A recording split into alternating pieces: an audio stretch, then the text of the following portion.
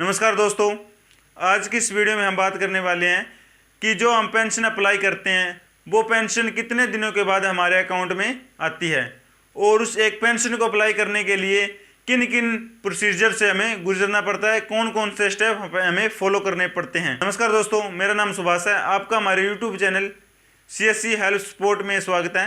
अगर अभी तक आपने हमारे यूट्यूब चैनल को सब्सक्राइब नहीं किया है तो रेड बटन के सब्सक्राइब बटन को दबाकर सब्सक्राइब करें और साथ में बेल आइकन दबाना ना भूलें, जिससे हमारी हर वीडियो की नोटिफिकेशन आप तक पहुंच जाएगी।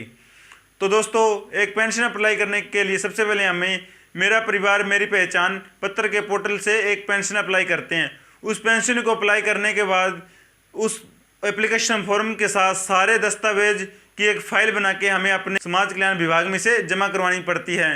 और जमा करवाने के बाद कितना टाइम लगता है एक पेंशन आईडी को प्राप्त करने के लिए, आज इस वीडियो में हम इसके बारे में बात करें। तो चलो दोस्तों, अपनी कंप्यूटर की स्क्रीन पर चलते हैं और आपको एक पेंशन का उदाहरण देकर हम समझाते हैं एक पेंशन को अपने अकाउंट में प्राप्त करने के लिए कितना टाइम लगता है। तो चलो दोस्तों, वीडियो शुरू करते हैं। तो लो दोस्तों, अब हम अपने कंप्यूटर की स्क्रीन पर आ चुके हैं और हमें यहाँ पर टाइप करना होगा ई दिशा। हमें कोई भी एप्लीकेशन का स्टेटस जानने के लिए सबसे पहले ई दिशा टाइप करना होगा। जहाँ पर ये स्टेटस लिखा है तो यहाँ पर अपनी कस्टमर आईडी या ट्रांजेक्शन आईडी को हम डालकर अपना स्टेटस चेक कर सकते हैं कि हमारी एप्लीकेशन कहाँ तक पहुँची है। तो यहाँ पर लिखा रहा है file received submit for verification, मतलब ये फाइल उनके पास रिसीव्ड हो चुकी है और सबमिट के लिए वेरिफिकेशन के लिए चली गई है। तो हमें इसको सरल पर देख लेते हैं किन किन स्टेप्स से गुजरना पड़ेगा एक फाइल को ऑनलाइन करने के बाद हमें पेंशन प्राप्त करने के लिए कौन से स्टेप से गुजरना पड़ेगा। तो ट्रैक एप्लीकेशन ऑनलाइन से हम इसको ट्राई कर लेते हैं ये कौन कौन से स्टेप पर अभी पेंडिंग दिखा रहा है। तो ट्रैक एप्लीकेशन यहाँ पर सोशल जस्टिस एम्प्लॉयमेंट, यहाँ पर पेंशन है जैसे ओल्ड एज पेंशन है और एप्लीकेशन यहाँ नंबर है, यहाँ पर चेक स्टेटस डाल लेते हैं। तो दोस्तों यहाँ पर जैसे इसको सरल से इसका स्टेटस चेक करते हैं तो यहाँ पर कस्टमर का नाम दिखा रहा है और ये कौन सी डेट को सबमिट हुई है और लास्ट अपडेट कौन सी डेट को किया गया है और ये एप्लीकेशन सबमिट कौन सी लोकेशन से हुई है, मतलब कौन से ब्लॉक से इसको ऑनलाइन किया गया है। तो यहाँ पर डिपार्टमेंट का नाम शो कर रहा है और सर्विस कौन सी सर्विस है। तो दोस्तों ये ओल्ड एज की पेंशन थी, ये अभी 0 से 10% हुई है, मतलब एप्लीकेशन सबमिट हुई है, मतलब ये ऑनलाइन हुई है, अभी तक इसको ऑनलाइन किया गया। ये DSW कलर के पास इसको पेंडिंग है।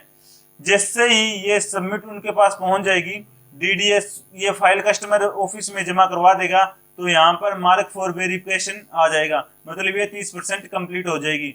और इसके बाद जैसे ही इस एप्लीकेशन को आगे फॉरवर्ड करते हैं, वेरिफिकेशन डन होती है, अगर उसमें कोई भी कमी नहीं है तो वेरिफिकेशन डन हो जाएगी, मतलब अपनी एप्लीकेशन 50% पूरी हो चुकी होगी। अगर उसमें किसी प्रकार का कोई रिजेक्शन आता है, रिजेक्ट आता है, तो वो यहाँ पर रिजेक्ट शो कर देगा, मतलब आपके जो भी है कोई एज प्रूफ गलत है या कोई डॉक्यूमेंट अपलोड नहीं किया है या कोई अदर रिजेक्ट होगा तो वो यहाँ पर शो कर देगा और यहाँ पर दिखा देगा भी किन कारण से ये रिजेक्ट हुई है। अगर ये वेरिफिकेशन सही है और वेरिफिकेशन डन हो चुकी है तो कुछ समय के बाद ये नेक्स्ट स्टेप पर चली जाएगी, वेरिफिकेशन जनरेट आईडी, मतलब ये 80% कंप्लीट हो चुकी होगी। यहाँ पर वो अपनी एक पेंशन आईडी को जनरेट कर देंगे और पेंशन आईडी के जनरेट होते ही ये उसी दिन उसी टाइम 100% हो जाएगी और सर्टिफिकेट इसका एक पेंशन का सर्टिफिकेट हमें प्राप्त हो जाएगा। तो एक पेंशन का सर्टिफिकेट किस तरह से होता है वो भी हम आपको दिखाते हैं। दोस्तों कुछ इस प्रकार से सर्टिफिकेट होगा, यहाँ पर जिस डिपार्टमेंट से वो सर्टिफिकेट इशू है, जैसे DSWO और इलाहाबाद से इशू किया गया, और जिस डिपार्टमेंट जो कस्टमर है यहाँ पर कस्टमर का नेम शो करेगा, उसका एड्रेस शो करेगा, उसका मोबाइल नंबर और आधार के लास्ट 4 डिजिट भी यहाँ पर शो करेगा और अकाउंट नंबर के 4 डिजिट और IFSC कोड भी सही जनरेट करेगा। और यहाँ पर लिखा होगा approved letter for disability pension through, मतलब ये एक विकलांग पेंशन थी तो इसको एक अप्रूवल लेटर समझ सकते हो। और यहाँ पर कितने टाइम के बाद पेंशन हमारे अकाउंट में आती है वो आज गूगल में टाइप करना होगा, पेंशन हरियाणा। और लाभार्थी के भी पेंशन विवरण को देखें, यहाँ पर उस बेनिफिशियरी की पेंशन आईडी, खाता अकाउंट, खाता नंबर या आधार नंबर से भी से हमें ट्रैक कर सकते हैं अभी उसकी पेंशन आईडी से कब तक उनके अकाउंट में पेंशन आएगी। तो हमने उस कस्टमर की पेंशन आईडी डाल दी है।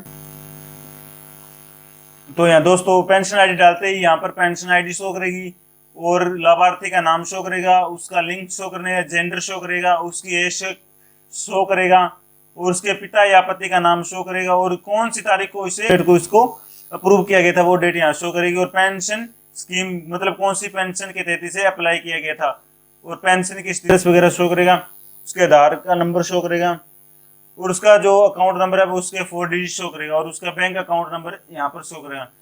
तो 22 जुलाई 2021 में इसकी एप्लीकेशन पास हुई है, तो अभी तक इसके अकाउंट में एक भी पेंशन नहीं आई। इसी डेट को उस कस्टमर के अकाउंट में पेंशन आएगी। जब तक कस्टमर के अकाउंट में पेंशन नहीं आएगी जब तक हमें latest PFMS validation date status मतलब जब तक यहाँ पर उसका अकाउंट नंबर, IFSC कोड और स्टेटस एक्सेप्ट नहीं दिखाएगा तब तक उसके अकाउंट में पेंशन नहीं आएगी। इसको एक्सेप्ट होने में लगभग 1 महीना लग जाता है। मतलब अगर इसने 22 जुलाई को पास हुई है तो लगभग 10 अगस्त के बाद इसके अकाउंट को ये जो स्टेटस दिखा रहा है वो एक्सेप्ट हो जाएगा, उसका अकाउंट नंबर यहाँ पर शो करने लग जाएगा। उसके बाद जैसे ही उनकी वो पिछली पेंशन है वो उसके अकाउंट में आ जाएगी।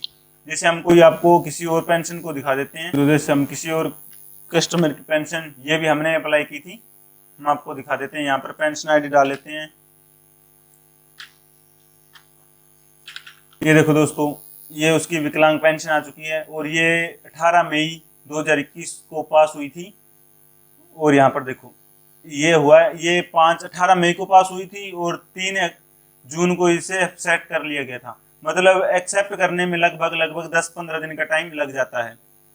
और इसको हम दिखा देते हैं भी इसकी कौन सी पेंशन इसके अकाउंट में है। तो देखो दोस्तों, इसकी जून की पेंशन उसके अकाउंट में आ चुकी है और जुलाई की भी थोड़े दिनों के बाद उसके अकाउंट में वो पेंशन आ जाएगी। तो दोस्तों 1 2 3 4 स्टार्ट। तो दोस्तों एक पेंशन को ऑनलाइन करने के बाद लगभग 2 से 3 महीने लग जाते हैं कस्टमर के अकाउंट में पेंशन आने में। जिस दिन से पेंशन अप्लाई की है उससे 2 या 3 महीने के अंदर उसकी पेंशन लग जाती है और उसके अकाउंट में आ जाती है। तो दोस्तों अगर आपको वीडियो अच्छी लगी हो तो चैनल को सब्सक्राइब कर लेना और अगर पसंद आई हो तो वीडियो को शेयर जरूर करना दोस्तों, ताकि किसी और व्यक्ति की इसमें हेल्प हो सके। धन्यवाद दोस्तों।